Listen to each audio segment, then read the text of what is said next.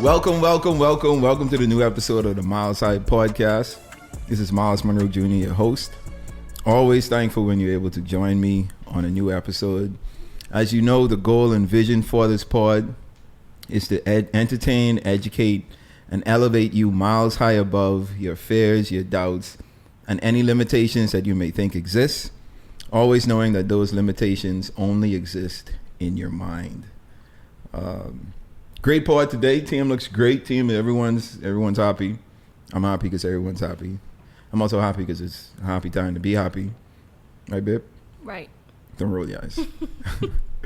But no, man, I think it's a good pod today. I wanted to open up with a question. I have a question for the crew here today, right? Does anyone know how to backflip? No. No one knows how to backflip. Might break our back in the process. I'm glad you said that. Anyone else ever wanted to learn how to backflip? Yeah. Why didn't you learn how to backflip? Fear, probably. Fear of breaking your neck. Yeah. The fear of like something going wrong, right? Absolutely. Right. And because your mommy say, I ain't taking you to no hospital. You get break. And you know, because I always wanted to learn how to backflip, right? But what stopped me from learning was the fear of like breaking a bone, landing incorrectly, and something going wrong. And you know, it's just a testament to how we operate as human beings, right? So there's about 5 people in this room, and no one knows how to backflip. Backflip is something that you can learn to do. No one has even wanted to learn to backflip because of the fear of the fear of learning, the fear of breaking something in the process, right? And that reminds me of a video that I saw a number of years ago, right? So there was this little boy that went to his dad and was like, Dad, I want to learn how to backflip. And his dad was like, all right, cool. So his dad took him into the backyard and started to go through the process to teach his young son how to backflip. Now, this boy couldn't have been any older than, I'd say, about 9 or 10. So it's a fairly young kid. And his dad, went through these steps of teaching his son how to learn how to backflip. So the first thing he did was had his son lay flat on the ground on his back and had him put his hands behind his head and then press up on his hands and his legs. So almost in that arch stand, it's a yoga pose. I don't know the name of the pose, but stand up in that arch stand and then, toss his leg over his head, right? So that's the first step that he had him do. And he had him do that a couple of times. And then he moved on to the next step where he had him standing upright. The father put his arm out, extended right behind his son's lower back. And then he told his son to bend backwards and reach down and try to put his hand on the floor, right? And he did that. His father assisted him, like putting his arm on his lower back and guiding him to the floor in that arch handstand, and then told him to flip his leg over. Did that a few times. His son got comfortable. And then the father stepped away and was like, okay, now reach back yourself, like without my support, and put your hands behind your back in the arch stance, and then flip your leg behind you. So they went through these steps, right? And his son build his confidence in putting his arms back, flipping his legs over his head, which was like basically a backflip without the jump, right? So he was doing that consistently and quite a number of times until he got super comfortable doing it. And then his father felt like, okay, now you're ready to add the jump, right? Now for safety reasons, his father went and got an old mattress, laid the mattress on the ground, and told his son to stand on the mattress. And then he said, okay, now try to add the jump in your attempt to, do the backflip. So his son tried, the first several times, didn't even like make it over, right? Then he continued to try, and eventually he started to, do somewhat of a backflip, right? And he got to the point where after he tried maybe for about 5 minutes, he got to the point where he was backflipping and almost landing the backflip, but just not quite, right? He was landing on his hands and his knees. So he would do that. He was doing that a couple of times, and consistently he was landing on his hands and his knees. So he was flipping backwards, but not landing on his feet. He was landing on his hands and his knees, right? And he just consistently did that. So it got, and then he would get to the point where he would like almost land on his legs, on his toes, but then he would like stumble and fall and have to brace himself, and like it just wasn't a clean backflip. Continued to do that for about 2 to 3 minutes, and just couldn't land the backflip. And he was doing all of this while the mattress was under him. And then the son was like, "All right, Dad, I think I need to move this mattress." Right, and his dad was like, "Yo, you sure? Like, there's no more protection. There's no more safety net under you." And the son was like, "Yeah, I think I could do it, but I think I need to move this mattress in order for me to do it." So they removed the mattress. His son stood on the ground where the mattress was, but he was on the solid ground now. Well, he was on the grass ground, but solid nonetheless. And the very next attempt at the backflip, he landed the backflip. And you could imagine his excitement. He was screaming. Him and his dad were hugging. They were high-fiving each other because he literally learned to backflip in about 20 to 30 minutes, right? And went through the process of learning from, starting with the baby steps, putting the mattress under him to attempt the backflip, and then ultimately deciding to move the mattress and, landing the backflip eventually. And watching that video, right, I watched that quite a number of years ago, but the principle behind that video never left me, right? And it has all to do with the safety net that we usually have, or the safety net that we usually ensure that we have when trying to do things in life, right? And that's what I want to talk about today. I want to talk about removing the safety net. Because I think that just like that boy who had the protection of his dad in the process of learning to backflip, then had the protection of the mattress while he was attempting to backflip. But in order for him to actually be able to do the backflip, right, there was this mental block that he had.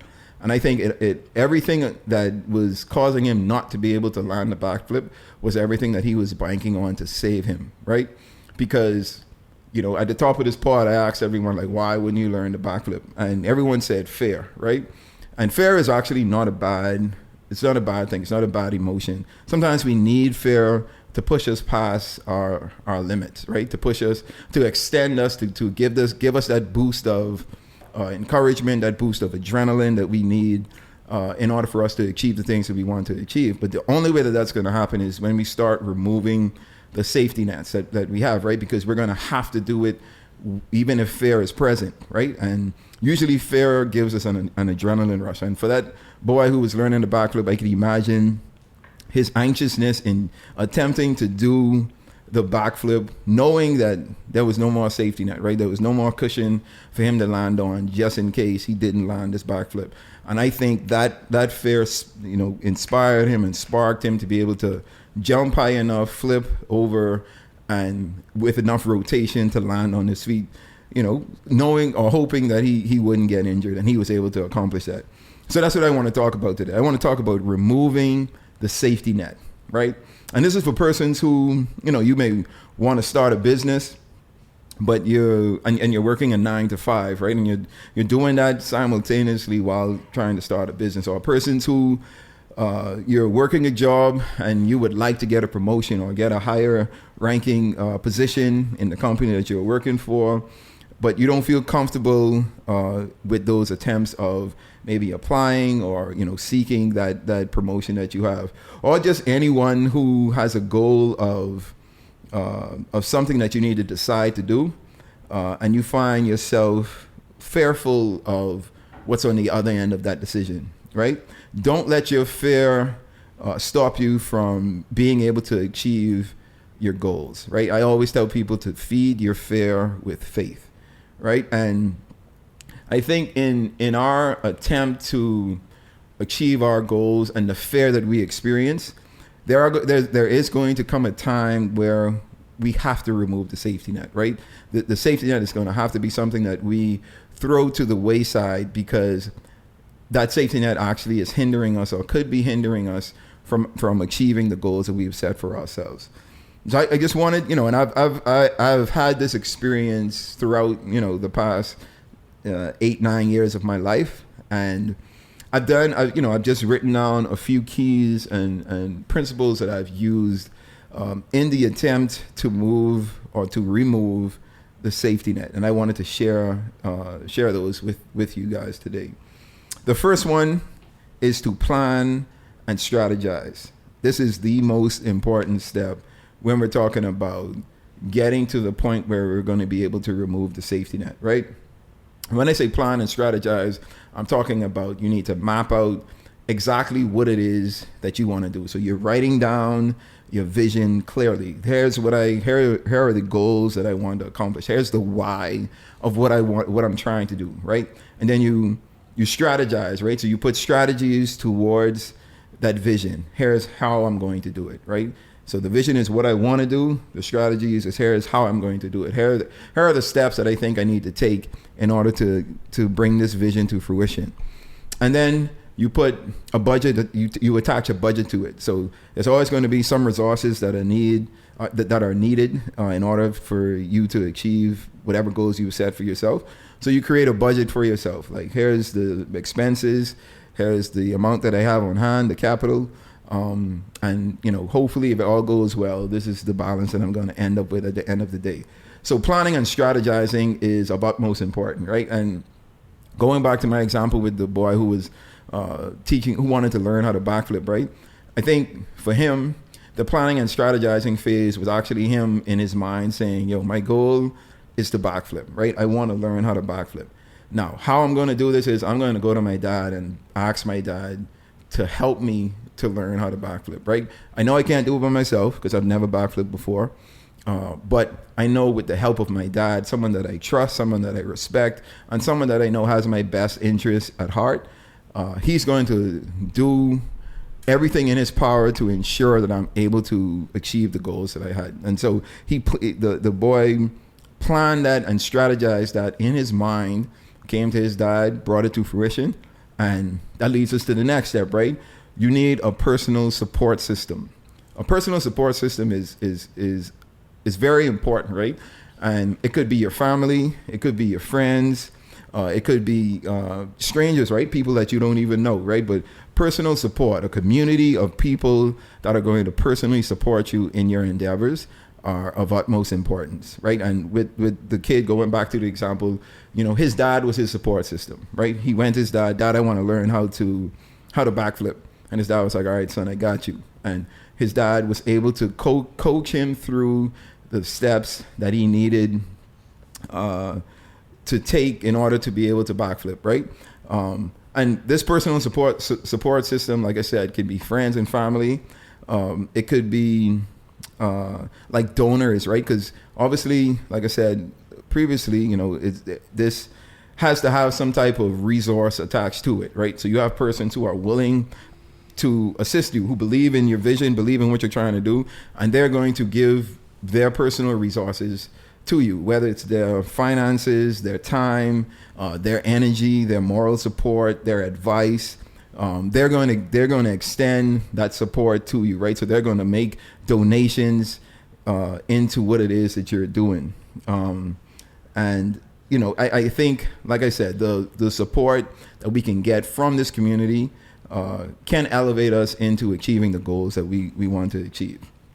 And then thirdly, educate. I cannot say this enough. It is important that we understand the industry that we're in, the market that we're in, the resources that are available within that industry, what others are doing in that industry, whatever it is that you're trying to do, in whatever endeavors you're trying to accomplish. You have to educate yourself, right? So you're going to read books. You're going to speak to persons within the industry who have experience, who have expertise, who've been through the trenches and done a brunt of the work themselves and are able to help you in, being able to maneuver through all the obstacles that you're going to face. And it's just educating yourself, right? And going back to the example again with the kid wanting to learn how to backflip, I think the education that he got was his dad showing him, well, these are the steps that you take in order to learn this backflip move, right? And started off with him laying flat on his back and bracing himself up on his hands and legs and starting to flip over. And then the next step was, okay, the education in this step is I'm going to assist you, right? I'm going to donate my energy, my time, my arm into ensuring that you're going to learn this portion of the process, but you're going to have my support.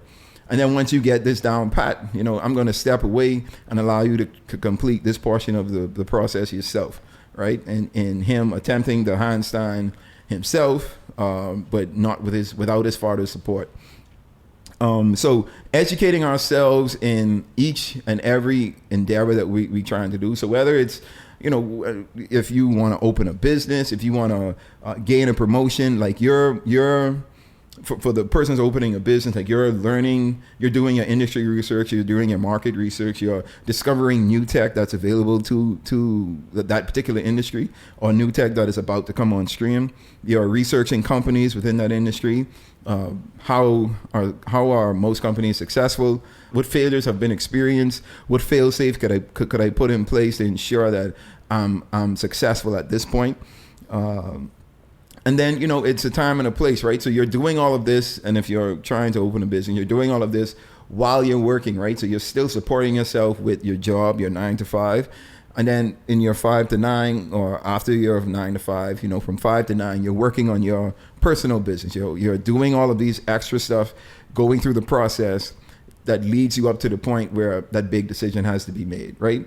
And once you're educating yourself with, the contents of the market, the contents of the industry, the contents of the tech involved, the resources that it's going to take, then you're able to make the decisions to remove the safety net. For those who want to get promotions, right? You're finding out information on what is this job this position that I want to get? What does it entail? What's everything that I need to know? Speak to persons already in the position, in your company and other companies. Research, ways that you can advance yourself in the race. How can you get there faster? So you're doing this research, educating yourself on all of these facets of the business, all of these factors that are involved in attaining this position that you want to attain. And then, once you are able to educate yourself to the point where you feel confident and you feel satisfied, then you're able to say, all right, time to remove the safety net. And that's when you step out on faith, right?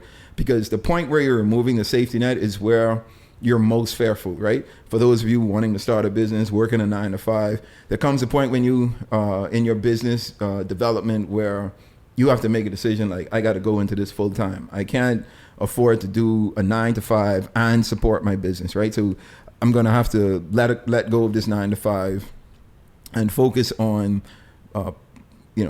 putting myself 100% all into this business that I want to get off the ground.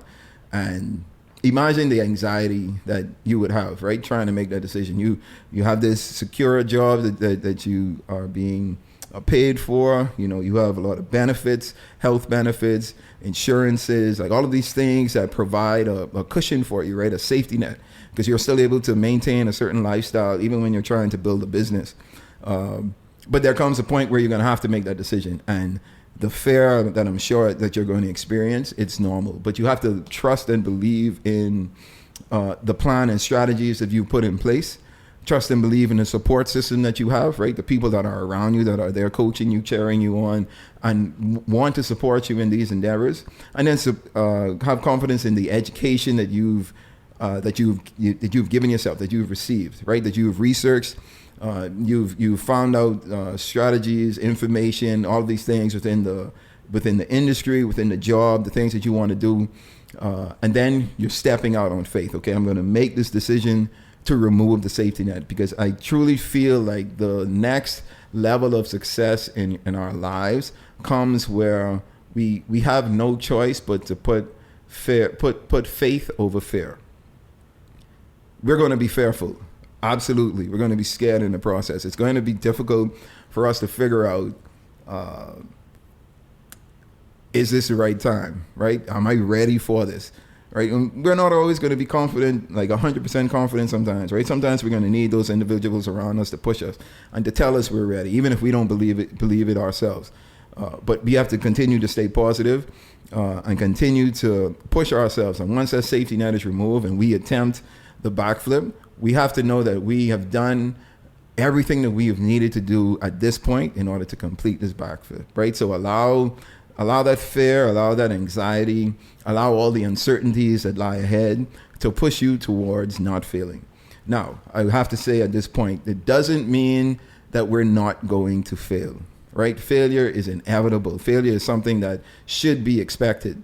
But how you remain successful is ensuring that we don't allow fear, or we don't allow failure to stagnate us. We don't allow failure to cause us to quit, right? Failure is just a thing that, you know, I said this in one of my previous episodes. Failure is just an event, right? It's something that we experience just like success, right? But it's not who we are. It's not a characteristic of who we are as individuals. So if we fail, when we fail, we accept the failure, we learn from it, and we attempt again. Because us failing is us learning a way not to do it, right? And so we try it a different way. We tweak our strategies, we revise our plans, we go back to our support system, and we try to do all of these things to really hone in on what we need to do as individuals once we decide to jump out without a safety net to be successful. It kind of reminds me of when the reporter asked Giannis a couple months ago about if he thought his season was a failure, and he said, you know, why are you looking at it like that? It's steps to success. I'm not a failure, you know? Absolutely.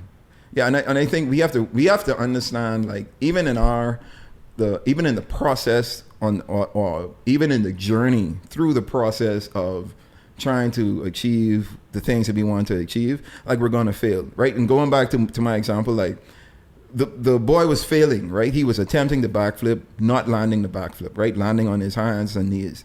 And that was a consistent thing. So he was consistently failing, understanding that, I can't allow the fact that I keep attempting to backflip, not able to land this backflip, but I'm not going to quit because I know I can do it, because I understand the ability that I have. I can feel it in me. Like, I have this backflip in me. I have the success to land this backflip within me. I can feel it, and I'm going to push myself past the point of me being fearful and saying, okay, I'm going to remove the safety net, right? And just going past it. And so, like, Giannis is a good example as well. They were ranked number 1 in the East, right? Faced the Heat, who, we got a Heat fan in here today who's super excited.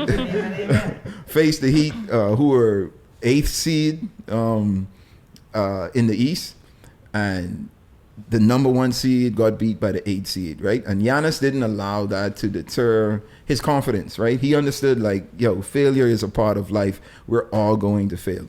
But I think it's how we respond to that failure, how we bounce back from that failure. So you're going to fail. Understand that and accept that. Failure is inevitable, right?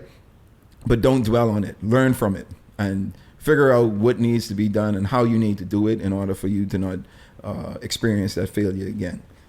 Like, I can remember, for me, what really hit home for me was when my parents actually passed, right? I think I moved home to work with my dad, was doing well. I felt I was doing well, right? Was managing everything and felt confident in what I was doing. My dad was pushing me to do more, and I was like, I'll attempt to do more. I'll do a little more.